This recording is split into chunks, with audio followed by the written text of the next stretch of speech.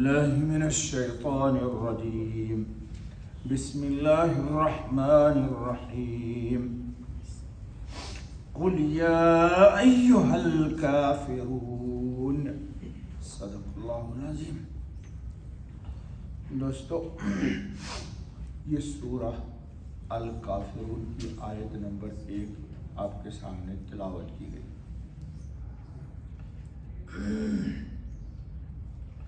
سورہ کافرون مکہ میں نازل ہوئی اور اس کی 6 آیتیں.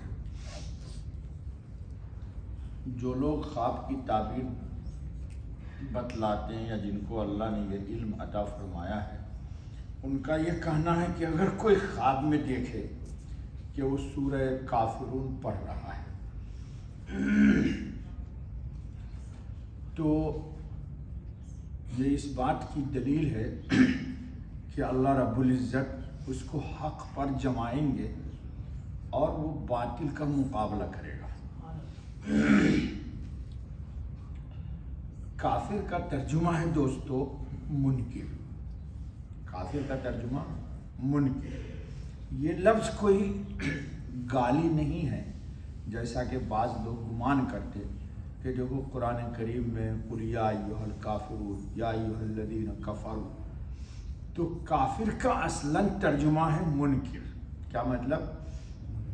جو اللہ کو ایک نہیں مانتا ہے. مشرکین بھی کئی الہ مانتے ہیں اور ایمان والے الہ یعنی اللہ معبود ایک کو مانتے ہیں، اور اس کا کس ذات میں یا صفات میں کسی کو شریک نہ مانتے ہیں نہ مانیں گے قیامت تک. اور اسی بنیاد پر قیامت میں اللہ رب العزت کی جناب میں انسان کو عزت اور مغفرت اور جنت ملے گی. اور اسی بنیاد پر، اسی توحید کے اور رسالت کے بنیاد پر انسان کے نیک عمل میں جان پیدا ہوتی ہے، یا یوں کہیے کہ عمل نیک بن جاتا ہے. انسان بے ایمان ہے، اللہ کو ایک نہیں مانتا.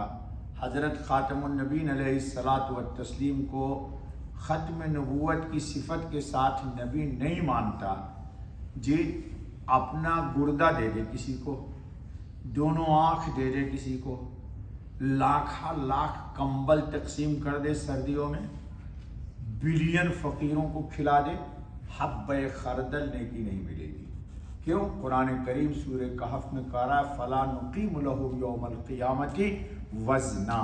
قیامت کے دن اتنی سی بھی اس کو نیکی نہیں ملے گی. تو گویا کہ کچھ بھی دینا یا کچھ کرنا نیکی اس وقت بنتا ہے کہ نیکی کی روح ہے عقیدہ میں اللہ کو ایک ماننا. اور حضرت خاتم النبیین علیہ الصلاۃ والتسلیم کو نبی نہیں بلکہ خاتم النبیین تسلیم کرنا اور ماننا. ٹھیک ہے دوستو، یہ بات بنیادی یاد رکھ لیجیے. تو یہ لفظ کوئی گالی نہیں ہے. جیسے کسی کو آپ کو کہیے اے مومن تو آپ برا مانتے ہیں، کسی کو کہیے اے نصرانی عیسائی تو برا مانتا ہے، اے یہودی تو کوئی برا مانتا ہے. اسی طرح اے کافر. اب ایک بات سمجھیے، ہم لوگ بات تو بہت کر لیتے ہیں اور لمبی بھی کرتے ہیں. یہ بتائیے کہ یہ سورہ کافرون مکہ میں نازل ہوئی ہے اور مکے کے حالات ہمارے حضرت خاتم النبیین رحمت للعالمین صلی اللہ علیہ وسلم کے موافق ہیں یا مخالف؟ مخالف ہیں. جی سایہ بھی جی دیوار کا کاٹ کھانے کے لیے تیار تھا.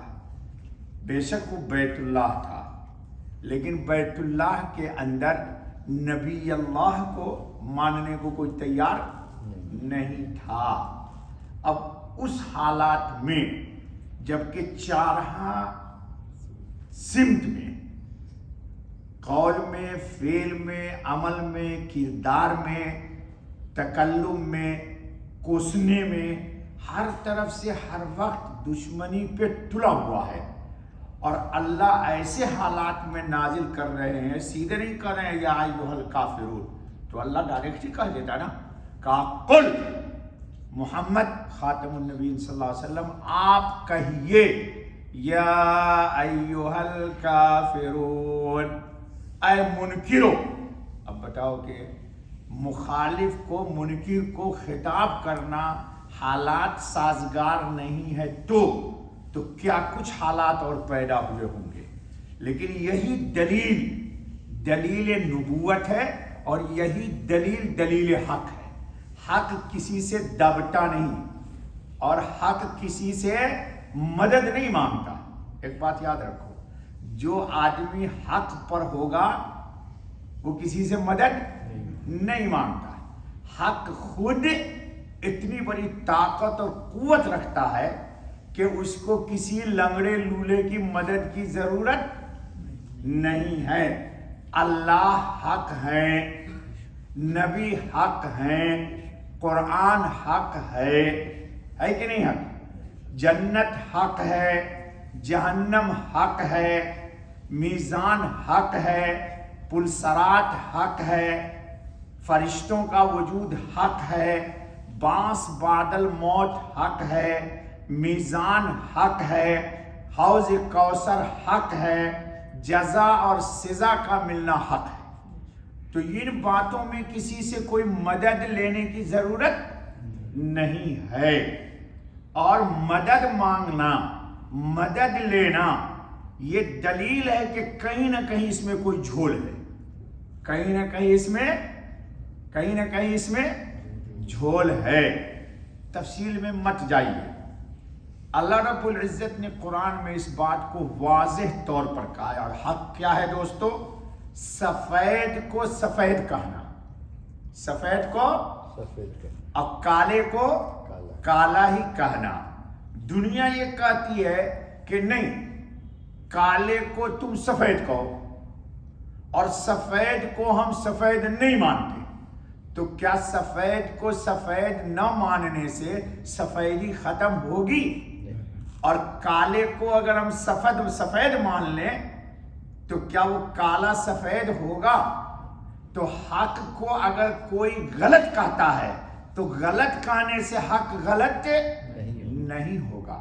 جی حق غلط جی نہیں ہوگا۔ سچائی جو ہے دوستو وہ ہر حال میں غالب رہتی ہے۔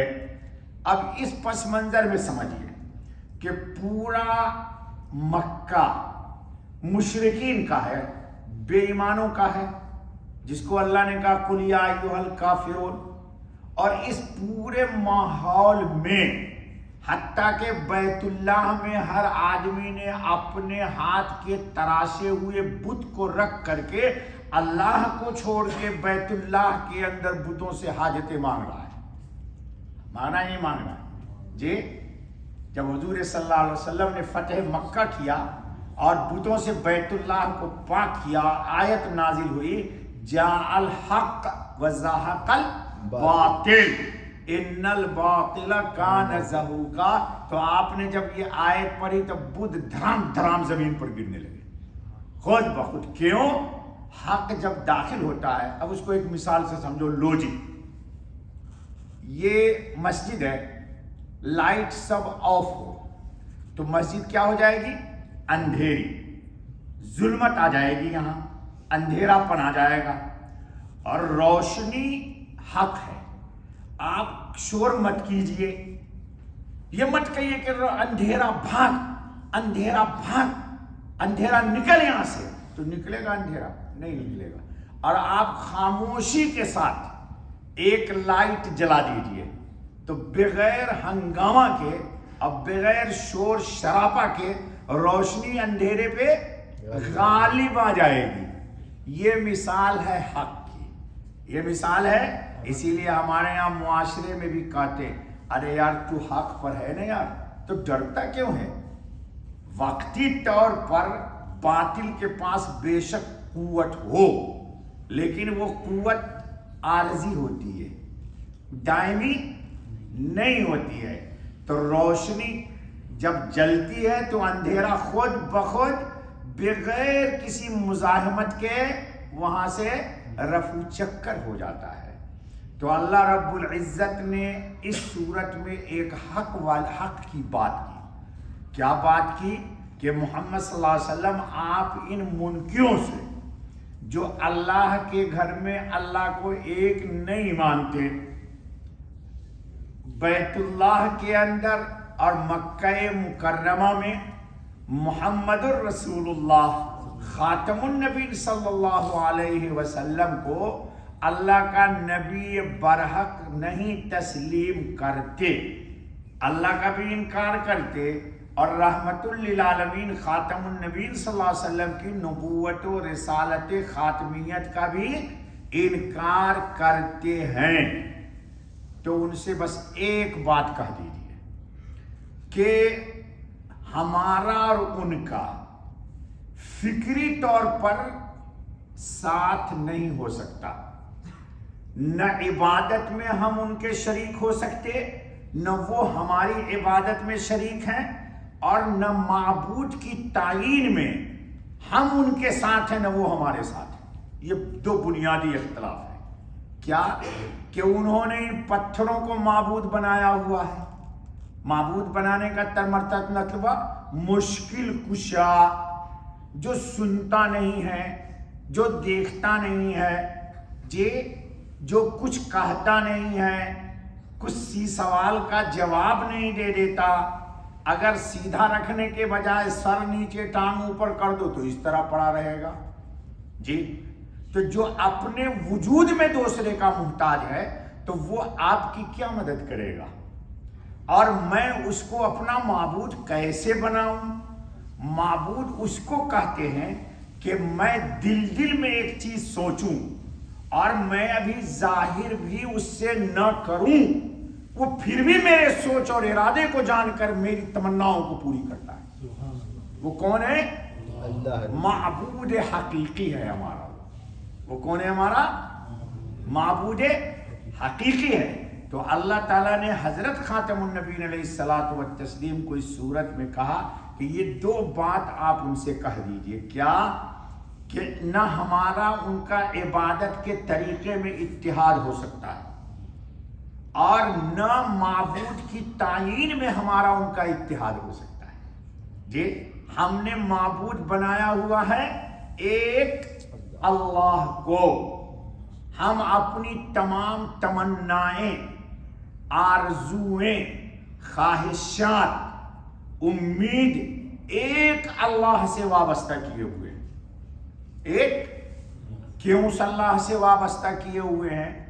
کہ ان کو ہماری حاجت کے پوری کرنے میں کسی مشکلات کا سامنا نہیں ہے۔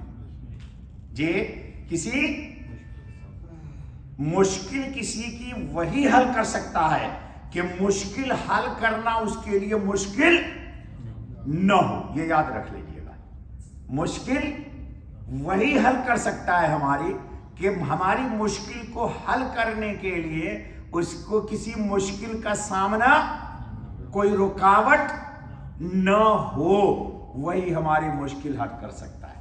اور جو ہماری مشکل کو حل کرنے میں اس کے خود ہی حالات ہوں تو وہ ہماری مشکل کبھی بھی حل نہیں کر سکتا ہے۔ کیوں نہیں حل کر سکتا ہے؟ کہ وہ خود محتاج ہے۔ بہت مشہور ہے کہ فقیر کو کیا دے دے گا؟ فقیر کو کیا دے گا؟ فقیر کو کچھ نہیں دے سکتا۔ تو دوستو، اس صورت کو اللہ تعالیٰ نے ایسے حالات میں نازل کیا کہ مکے کے چہار جانب حضرت محمد الرسول اللہ خاتم النبی صلی اللہ علیہ وسلم کے خلاف ہر طرح کی بغاوت ہی بغاوت تھی۔ اللہ نے کہا میرے نبی آپ ان سے نہ ڈریے، اور ان سے کسی طرح کی تفصیل کل آ جائے گی، کوئی مصالحت کرنے کی ضرورت نہیں ہے، اور اعلان کر دیجئے کہ اے منکرو، ہمارا اور تمہارا جوڑ نہ دنیا میں کھاتا ہے اور نہ آخرت میں کھائے گا۔ جی، نہ ہم تمہارے ساتھ عقیدے میں کسی طرح کی مصالحت کر سکتے ہیں، اور نہ ممکن ہے کہ تم بحالت ایمان ہمارے اور تمہارے درمیان کسی طرح کا کوئی تال میل نہیں ہو سکتا. ہاں نہ میں مشرک ہو سکتا ہوں اور نہ تم ایمان لاؤ گے. ہاں اگر تم ایمان لے آؤ میرے معبود اللہ کو جو حقیقی معبود ہے، معبود تسلیم کر لو گے تو ہمارا تمہارا کوئی اختلاف ہی نہیں. یہ نام ہی تم سے کٹ جائے گا، قل یا ایھا الکافرون. اب تم ہو جاؤ گے یا ایھا الذین آمنوا. تو جب ایمان والے میں آ گئے تو ہمارے اور تمہارے درمیان کوئی اختلاف ہی نہیں ہے. بس دوستو انشاءاللہ بقیہ کل زیادہ نہیں کرنا. سبحان اللہ.